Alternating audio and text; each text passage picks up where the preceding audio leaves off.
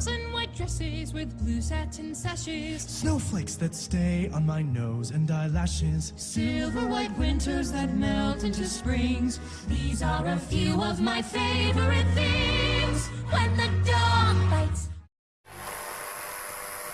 Hello, would you like to change religions? I have a free book written by Jesus! We should probably begin with just the plot. Now, as you may or may not in fact know, when male Mormons turn 19, they leave on 2-year mission trips to various parts of the world where they try to convert as many people as possible to their cult. I mean, religion. This musical is basically, what if a naive, sheltered, white boy Mormon got sent to war-torn Uganda with his idiot best friend? Uganda? Cool!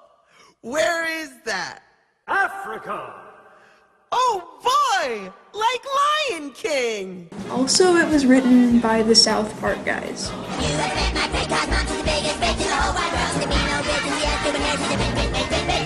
Honestly, I almost put the musical Avenue Q in this spot, because I really do love that one as well, but when I thought about it, when it comes to satire musicals, Book of Mormon is just better and smarter.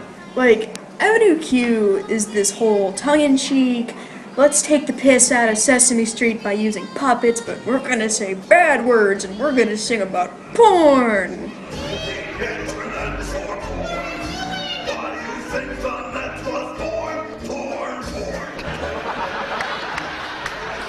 Book of Mormon plays no games.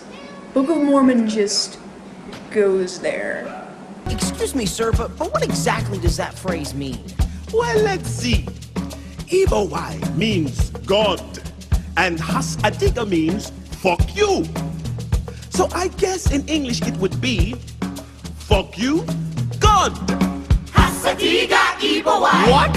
And my favorite thing about it is that even though it makes fun of the Mormon faith, like, pretty ruthlessly, I believe that God has a plan for all of us. I believe that plan involves me getting my own planet. it isn't ever hateful. Like, all of the characters are flawed and kind of stupid, but they're still presented as human, and they're really sympathetic. The point of the show isn't to skewer religion as a thing. It's to point out that blind, unquestioning faith in anything is always, always stupid. I am a Mormon, and a Mormon just is. It also feels oddly applicable to real life. You know, considering who's running for president. And I believe that in 1978 God changed his mind about black people.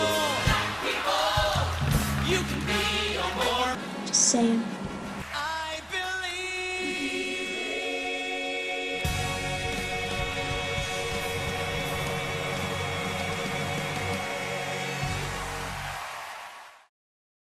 These are a few of my favorite things. When the Here's one that you might not have heard about before. Phone rings, door chimes, in comes company. No strings, good times, room hums company. So this is a musical by that ever-glistening musical genius, Stephen Sondheim. Yes, that Sondheim. We all deserve to die. Even you, Mrs. Lovett, Stephen I. Yeah, singing Johnny Depp. No, you no one invited you. Go away, go away, go away. I really probably could populate at least half of this list with Sondheim musicals, but I figured that if I was gonna pick just one, I'd have to go with this one. It's the one I listen to the most often anyway. Marry me a little, love me just enough. Warm and sweet and easy, just the simple stuff. Keep a tender distance, so we'll both be free. That's the way it ought to be. It's basically about this guy, Robert, who has just turned 35 and is still single. This clashes directly with the fact that all of his friends have more or less settled down. And while deep down he really does want a meaningful relationship, he's kind of a commitment phobe. And kind of a douchebag. Single and attentive and attractive a man is everything a person could wish. Turning off a person is the act of a man who likes to pull the hooks out of fish. So the show is less about action and more about Robert coming to terms with the realities of what things like commitment and marriage really mean, both in the abstract and to him personally. Also, all of his friends are kind of crazy. But I thank you all for the gifts and the flowers. Thank you all. Now it's back to the showers. Don't tell Paul, but I'm not getting married today.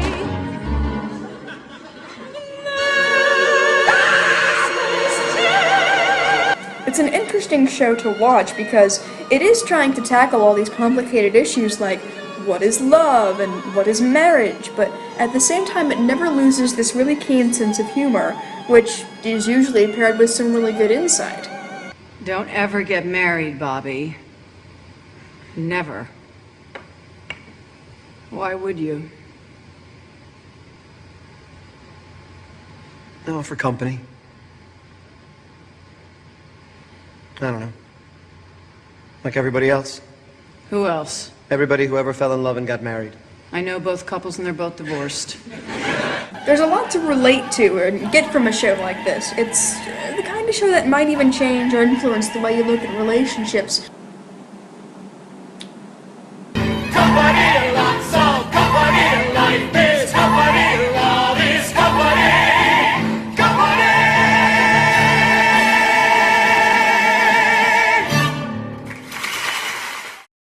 These are a few of my favorite things. When the Here's a little known fact.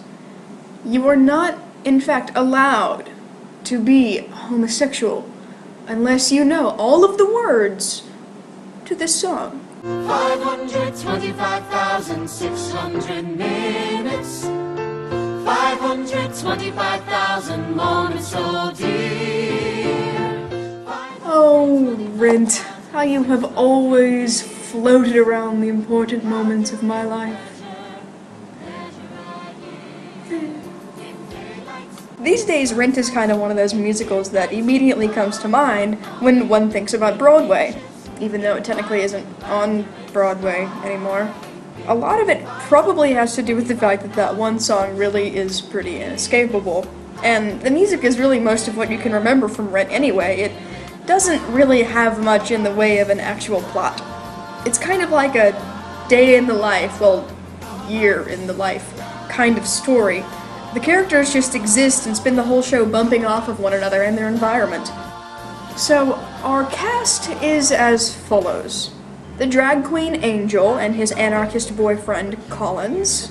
The no-nonsense lawyer Joanne and her protest-starting girlfriend Maureen.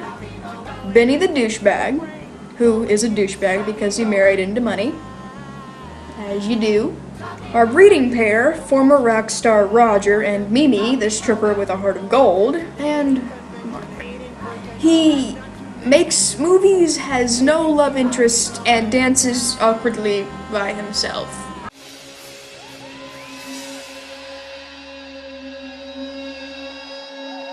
Mucho masturbation.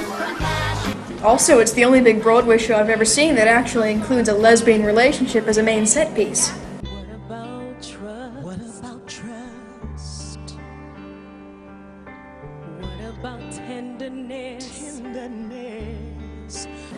Alright, it's the only good Broadway show I've ever seen that has a lesbian relationship as a main set piece.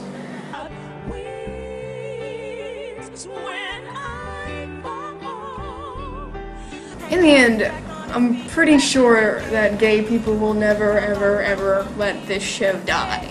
Not as long as there are adorable little gay guys dreaming of playing Angel. And there always will be.